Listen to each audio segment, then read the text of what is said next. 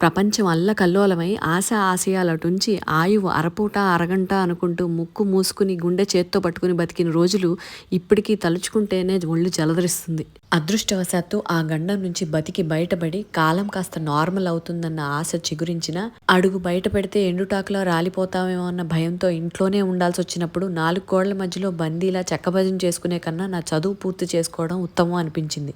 అంతే, క్షణం ఆలస్యం చేయకుండా భార్య పోస్ట్ నుంచి ఒక 3 నెలలు సెలవు కావాలని మా ఆయన్ని రిక్వెస్ట్ చేసి మా నాన్నగారికి ఫోన్ చేసి పుస్తకాలు చేత్తో పిల్లాడినో చేత్తో పట్టుకుని పెట్టే బేడ సర్దుకుని పుట్టింటికి బయలుదేరాను. వెళ్లే ముందు ఈసారి సాధించావా సరే సరి, లేదంటే ఈ సిఎస్ అనే 2 అక్షరాలు మళ్లీ జీవితంలో తలవకూడదు అని మా ఆయన చెప్పిన మాటలు నాకు మరింత పట్టుదలనిచ్చాయి.